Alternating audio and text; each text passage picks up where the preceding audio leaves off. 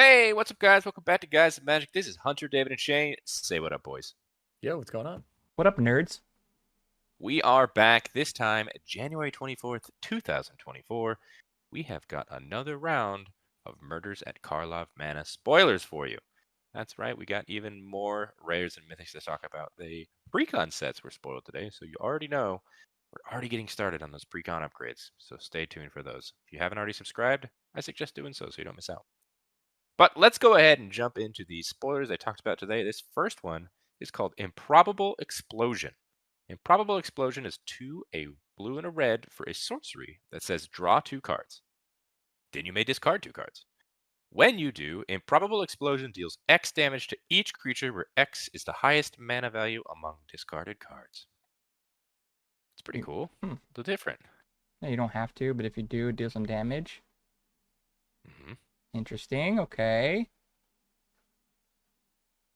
I don't know how to feel about this card. I think that it's totally fine. Yeah. It gives Izzet like another access to a board wipe, and it kind of still plays in line with some of the red board wipes we have.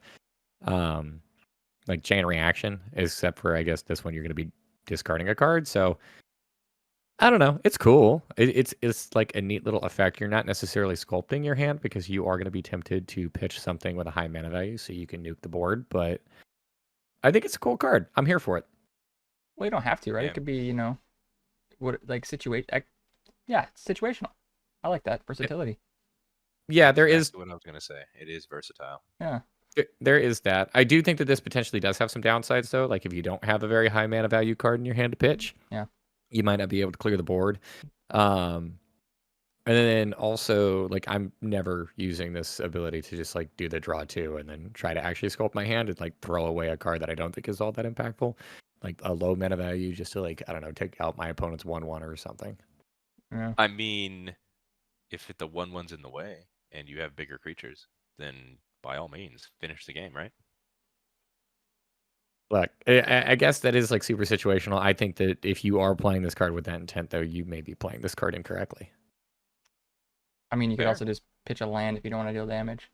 If you still You wanted to don't get even some need to pitch red. anything. I know you don't have to, but what David's saying, like, if you want to get stuff out of your hand, just pitch some land. I don't know why you would ever pitch anything you don't need to get I out. don't know, Hunter. I'm just thinking, dude. I'm mulling it over. Thinking out loud, using Thinking your out. brain. You noodle I in get it. A little skadoodle right. noodle. Skadoodle noodle. Let's go ahead and move on. This next one is Illicit Masquerade. It is 3 and a black for an enchantment that has flash. This is when it enters the battlefield, put a counterfeit counter on each creature you control. It also says whenever a creature you control with a counterfeit counter on it dies, exile it and return up to 1 other target creature card from your graveyard to the battlefield. Interesting. Cool. So when it dies... So you're replacing. Yeah, it's a replacement effect. Oh, okay. Yeah, it so took me a minute. It's cool if you're trying to reanimate things. Yeah, I guess in a reanimate deck, I like it. This also has flash, which could be pretty powerful. Situational, yeah, you can set up and, hey, when my 1/1 dies, I get my 10/10 demon. It's true. I don't know. It's a flash enchantment, so if you have multiple creatures in play and somebody's like getting ready to board wipe you, you could just like fix your entire board. Mm-hmm. You could. I like the fact that you can do it. It doesn't say anything about non-tokens. So, like Shane said, just put it on your tokens, on 1/1s. Mm-hmm. I think it's pretty powerful, and the art is very cool. It is kind of cool. They're just swapping. Swip swap. I like it. I think we're all on board with Illicit Masquerade. Yeah. Here's an interesting one. This next card. Reenact the Crime. It's 1 and 3 blue for an instant that says exile target non-land card in a graveyard that was put there from anywhere this turn. Copy it. You may cast the copy without paying its mana cost. That's right. We have a blue reanimating card. Free spells are never bad, dude. Right, Dave? Ooh, this one is very situational and triple blue pips. I'm actually not... I don't like this card. Well, the triple blue pips don't matter at all because you're playing mono blue at that point, I think. Or at least I am. But mono blue reanimation, dude. Yeah? You don't see that all the time. You don't. But it's also from, like, a graveyard. So, like, if you had something that died this turn, you can just copy it, right? Mm-hmm. you're playing like some kind of blue tempo deck, I get that it's kind of heavy, but like when you're Or what? I was gonna say, or if you're playing against a game of Commander and someone kills another opponent's best thing, and you have blue mana open because you're pretending that you have Maybe a counter spell, you go yeah. ahead and take their best thing that just died. Okay, I'm gonna go ahead and I'm gonna argue that. Go ahead. Yeah, you can keep blue mana open, but if you're keeping 4 blue mana open, like this is not the card that I'm afraid of. It's more so like I don't know. I don't even think the Cryptic Command is all that fantastic in Commander just because of how restrictive that is, and I think that card is more powerful than this. So All like right. that's my thought of whenever people keep up 4 blue is like are they gonna try and Cryptic something? I think this one is way too situational. It has to be put into a graveyard from it has to be put into a graveyard that turn for this to be able to like do its thing. So how often are you actually hanging back with 4 blue up? Because if that's the case, you're either playing like a super heavy flash or instant heavy deck, or you're just not playing a game of Magic because you're not able to progress your board state. I think you can very well keep up that much blue for maybe 2 counters, or like you said, flashing some creatures. Depends on the game state. Dude, or you could play that God that we just came out in what, set or two ago? The one that cared about copying your instant spells. Remember? And you There could you have go. another copy of this one. I don't know if that would work, but that'd be cool, Dave. It doesn't. You have to exile that first target. Damn it. Yeah, But I'm you can pick something else if it was a board wipe. I don't know. I'm here for it. Dave, you hate it. yep. Shane, what are you? I Where's I your? like blue cards. There you go. He likes blue cards. Let's move on to a non-blue card. It's Worldsoul's Rage. It's X, a red and a green for a sorcery that says it deals X damage to any target. Put up to X lands from your hand and or graveyard onto the battlefield tapped. Damn. Powerful effect. Pretty powerful, yeah. Hit face, get lands back. I like it. If you're in that kind of style of deck, I'm sure you'd play this card. I think you would be in Gruul. Yeah, that's true. I don't think this card's very good. No, why not? So we've seen these like X damage spells in the past. I think that's the weakest part of this card, and I don't think that that's actually very good. You have to sink a ton of mana into these for them to be like any decent at all. I would imagine for this 8 mana at minimum. Hmm. And then putting the lands from your hand, not super impressed with. Putting the lands from your graveyard, I think can be a lot more powerful. I think that's the best part of this card. But even at that, I mean, that's super situational. So I'll give it a pass in some very specific landfall decks that are like really graveyard heavy based. I know you're going to talk about Lord Windgrace because yes, I think that that's the kind of deck that this would see playing. But I just don't see it outside of that like super niche trying to play lands from the graveyard deck. Just taking a step back too. This could be just a thing in standard where the X is only 4 or 5. You're killing something on their side of the board and then dumping the board or dumping all your lands too, maybe, Hunter? I don't know. I don't play that much Yeah, standard you can anymore. also just, I mean, if someone's blowing up your lands to the Field of Ruin, you can go ahead and bring back, I don't know, man lands or a land that was destroyed. I don't know. How often though are you wanting to like play around a Field of Ruin? Because even Field with of Ruin, Shane's, I mean, in standard, Field of Ruin is very much in standard, and it comes. I see it every game I play. yeah, but okay. My point here being is like, is it enough of a threat where it's like, okay, I need to dedicate an actual card slot, and in this case, probably I would see this as like maybe like a 2 of. Hey, if you're going damage, doing Well, yeah, face, say it's removal. Well, it Well, could be removal okay, on me at least. and there we go again though, because I want to cycle back to Shane's point on this. He said like hit it for like 4 or 5. That means you're sinking 6 or 7 mana into this, and that kind of gets back to what I alluded to in the very beginning of like this spell is going to be much more expensive for you to cast for it to be relevant than what it kind of reads. Well, maybe you could take out some small creatures with like a 2-bet, make it a 4 cost. 4 mana, deal 2, kill something, get 2 lands. I don't know. I get it, David. It's a lot. it's a ramp spell. If you want to put it from your hand, it's cool. Yeah. Rampant damage. I like it. We'll see if someone brews with it. Moving on to Anzrag's Rampage. It's 3 and 2 red for a sorcery that says destroy all artifacts you don't control. Then exile the top X cards of your library, where X is the number of artifacts that were put into graveyards from the battlefield this turn. You may put a creature card exiled this way onto the battlefield. It gains haste. Return it to your hand at the beginning of the next end step. We have the exact same Damn. cost as an overloaded Vandal Blast. But Yeah. you only get 1 out of the amount of exiled cards is really bad. Well, is it bad though? Like, what if you would have whiffed otherwise, and I'm not just like ensuring you get something? That's the problem. Doesn't guarantee you get something good. But you're There's about an to exile however many you destroy, and you get one thing that goes back into your hand. okay. There's a lot of artifacts to see play. If we're talking about for commanders purposes, people play like the little mana accelerants, artifact mana ramp. There's a lot of equipment that gets played. Let alone like if you're playing up against like a treasure deck, although they may just be tempted to pop all the treasures in response to this because they're gonna go away anyways.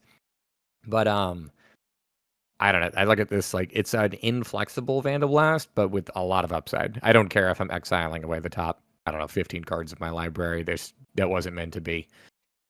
Was it meant Wasn't to be? meant to be. No, I like this card a lot too, dude. Honestly, I think it's good. Like Not- even if you just remove them, that's just good removal.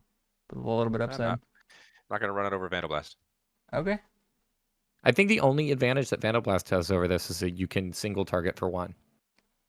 Yeah, it's flexibility. Yep, Pretty cool. and that's kind of the thing here. I mean, coming in at 5, it is a little bit on the slow side. I don't So know. cute. I'm not here for it this time. I'm naughty. I am not here for it. He does not like self-mill, and he does not like self-exile. I think it's Let's cool. move on. Audience with Trostani. It's 2 and a green for a sorcery that says create a 0/1 green plant creature token, then draw cards equal to the number of differently named creature tokens you control. Nope. Creature token tribal? Different creature token? No. Differently named creature. Yeah, I don't know. That's weird. I'm sure someone will make it work. I'm sure they will. There's a lot of different tokens. There are a lot of different tokens. It just seems like a deck that kind of is all over the place at that point. You have a sapperling, a squirrel, a plant. At least Yeah. that's all green, right? No, I Yeah, get but it. most of the time, if you're going to be playing things like that, like there is some degree of commonality. I can see this maybe on like a Jetmir where you're just like absolutely trying to go as wide as you possibly can to have this be a payoff and draw a couple of cards, but Like dogs and cats? no, I don't know if I see this. Well, I guess actually, if you have dog tokens and cat tokens and then you cast this, I guess it is 3 mana draw 3. Yeah, Mhm. because it's giving you the planet. Yeah, that's true. Well, that does make it a slightly better harmonize. Okay, you know Yeah. what? Did I sell you like with the it. dogs and cats? Wow. No, because actually I Oh. don't like harmonize. So No, because it doesn't have to be dogs and cats. It could be literally any other 2 types of tokens, and then this produces true. the third. And 3 mana to draw 3 is like amazing. That's not normally what it is. So that's good. But at what point do you think that this is like an opportunity cost? Like running this in your deck can interfere with you. Like how many tokens do you think that you would actually need to have in play for this card to be good? 2. So in order for you to draw 3 cards for 3. So Yeah, I like that. This is 2 pre-existing tokens. Yeah. I think I can agree with you on that. If it's 1, I think this card is awful. If it's Yeah. 2, if it's 3, I don't even know actually if I'm happy with 3. It's not a bad card, and I've definitely played worse. But I don't know if I'm stoked. Well, let's see if you're stoked on the next card, David. It's a brand new Niv-Mizzet. That's right, Niv-Mizzet Guildpact. It is white, blue, black, red, green for a 6/6 legendary creature, a dragon avatar. It's got flying and hexproof from multicolored. It also says whenever Niv-Mizzet Guildpact deals combat damage to a player, it deals X damage to any target. Target player draws X cards, and you gain X life, where X is the number of different color pairs among permanents you control that are exactly 2 colors. What do we think about this card, David? It's 5 colors. It's a big beater that somewhat protects itself. That also takes care of your opponent's things, or potentially just hits them in the face, draws you cards, gains you life. I think this card is fantastic. I like it too. Disagree. I It's a- disagree. Well, before you go off on your tangent, I was going to say that the hexproof or multicolored, I know it is relevant in certain situations, but for the most part, isn't really widely accepted removal single colored. That's kind of a weird. In EDH, a lot of it is, yeah. Yeah. The ones that like immediately pop to mind are things like Assassin's Trophy, Bedevil, Terminate, Dreadboard. None of those can hit this. Yeah. But yeah, you're like Path to Exile and that whole slew of things are still going Yeah. to hit. But okay, that's all I was kind of thinking about. And then now we can hear why Hunter's not here for it, because I'm very curious. Very specific to get that ability to trigger, having exactly 2 color permanents. I mean, if you're building around this, then sure, but Which I really you don't should want to be. get into it as a commander. I don't think it's going to see any play in standard. Ooh, I would love to take a bet on that one. If there is a deck that does run 5 colors, I do think that this could 100% be a finisher for it. I mean, you could also I'll just see it. reanimate this, couldn't you? Yeah. I don't know, dude. I look at it just like if you have even just like two color permanents in play, this is drawing you 2 cards, getting you 2 life, and hitting your opponent for an extra 2, or their thing for an extra 2. So like that's creature removal, card draw, and life gain, stapled onto a 6/6 with flying. Yeah. Wish I had trample though. It Would've made doesn't. It's a It's 6/6 got with flying. flying. It's good, You dude. still block it if you have a flyer. Yeah, and you know what you could do? You could just start killing their flyers. And whenever they try to get another flyer in play, just like kill that flyer. You're fine. Also, I don't think exactly 2 is that big of like. Aren't a lot of good cards just exactly 2? Like, think of the cards that are just blue, black, colorless. Like it's colorless isn't a color, right? So like a lot of Colorless good is cards not are a color. exactly 2. I know, and it's not like we're getting, like a Ravnica set where almost every single card is 2 colors. I don't know. Well, I guess we'll have to see how it shapes up on her, but this card's not bad. Don't like it. Not a fan. We will Alright. talk about it more when we come to our commander grades video. Moving on to the final card from the main set. It is Hidden in Plain Sight. That is 3 and a green for a sorcery that says look at the top 5 cards of your library, cloak 2 of those cards, and put the rest on the bottom of your library in a random order. Hmm. Very simple and to the point. Yeah. Get Kinda you whatever. maybe 2 of the best out of the 5 you just saw onto the field, at least, until you can pay the mana of their mana value to flip it over. Yeah. I don't know. It just doesn't seem. It's just whatever. Yeah. If you're playing a I'm deck that cared about cloaking. no. Well, I mean, if you played a deck that cares about it, Dave, it's not that bad. I don't even think actually if I play a deck that cares about cloaking, I like this. Coming in at 4 mana, that's kind of steep. Eh. So look at the top 5.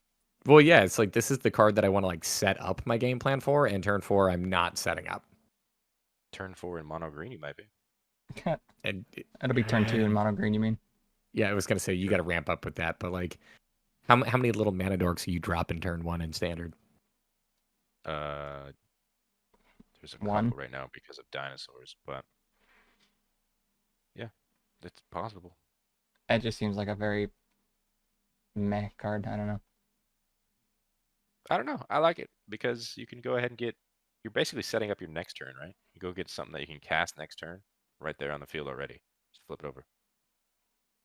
Yeah, but I mean that's okay. I know that yes, within you looking at the top 5, chances are you're probably gonna hit at least 1 creature. There's a pretty good chance you'll probably hit 2. But if you don't, you just spent 4 mana on 2/2/2s on 2/2/2s. And they have ward too. I don't care if your 2/2 has ward. All right. Well, those are all the cards from the main set. But like I said, all of the Precon decks got spoiled today. So we're going to go over really quick all of the backup commanders from each one. Starting with Deadly Disguise, the backup one is Duskana, the Rage Mother. It's 2, a red, a green, and a white for a 5/5 legendary creature, bear. It says when Duskana, the Rage Mother, enters the battlefield, draw a card for each creature you control with base power and toughness 2/2. It also says whenever a creature you control with base power and toughness 2/2 attacks, it gets +3/+3 until end of turn. Dude, this is awesome. Yeah. I like how the 3 little baby bears are all different colors. Yeah. And they're super 2 of them were cute. adopted. Okay. I was about to say, there's the one that's to the right that is very much Red. the actual child. Oh. I mean, if you look, that's like why the art is the way that it is right now, because it's very clearly like, Mom, I'm beginning to think these aren't related to me. That's what it's saying. I like how this card doesn't necessarily need you to have anything more than the base power. So that means cards that come in with counters on them that are already base power 2/2, that gives the bump to them too. That's true. Didn't think pretty about cool. that. My initial thought was like, I'm gonna have a bear tribal deck, and not even the creature type of bear. They're just gonna be 2 mana 2/2s everywhere. Yeah, and this works really well with the disguise and the cloak as Yeah, their that's 2/2s. true. That's true. But yeah, Duskana, the Rage Mother. Cute. Very, very cute. Moving on to the Revenant Recon deck. That is a Marvo Deep Operative. It's 3, a blue, and a black for a 1/8 legendary creature Octopus Rogue. It says when it attacks, clash with defending player. What does that mean? Well, each clashing player reveals the top card of their library, then puts that card on the top or bottom. A player wins if their card had a higher mana value. Whenever you win a clash, draw a card. Then you may cast a spell from your hand with mana value 8 or less without paying its mana cost. Excuse me? It's pretty cool. Wait, so you're basically just looking at the top card and it's like, oh, mine's bigger. I win. Mhm. And then you cast up to them. That's huge. I'll get into this one later. I think it's a neat card. I've got a lot to say about this one. I'm sure. Initial I think thoughts, it's neat. drawing cards wins games. Free spells are never bad. Those are my thoughts. Yeah, it's true. It's pretty wild. I like it a lot. What is coming off of the back of our little octopus friend here? It's like a leash, dude. It's like a pet. I don't know. Is that what It's a this is? super long arm. I don't Okay, know. you know what? That makes sense because then it's like gonna go find you the thing that costs 8 or more. I'm looking at this like, is that like an umbilical cord or something? No, it looks like a leash, dude. Why does it look like he's trying to grab like a dagger? Because he is, dude. He's going down He's to a go find it. rogue. He's a rogue operative, dude. Yeah, he's on a top secret mission to go find that operative. dagger. He's a deep. Look at him. He's going It's like deep. James Bond.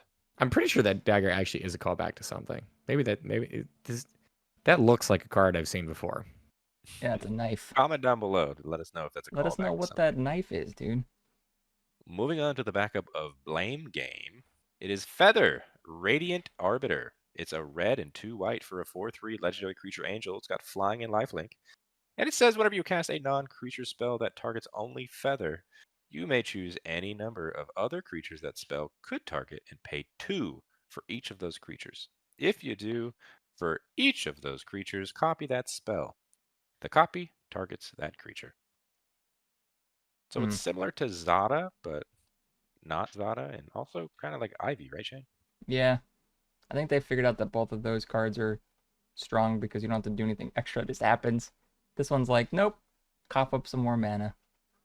Well, this one is a little bit different too. You can make the target copy like go into one of your opponent's things. It's true. If you want to, You yeah. definitely can. Yeah. So But I like, agree. oh, sorry. No, you go ahead.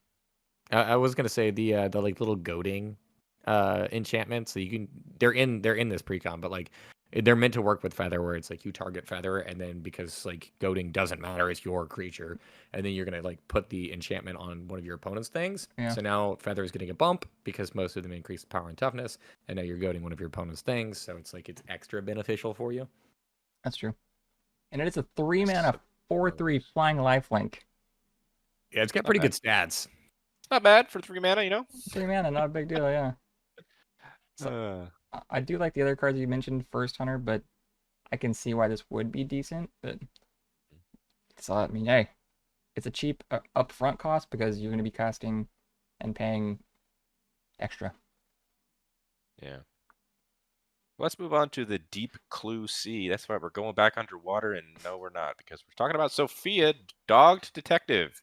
It's 1, a green, a white, and a blue for a 3/4 legendary creature human detective. It says when Sophia enters the battlefield, create Tiny, a legendary 2/2 green dog detective creature token with trample.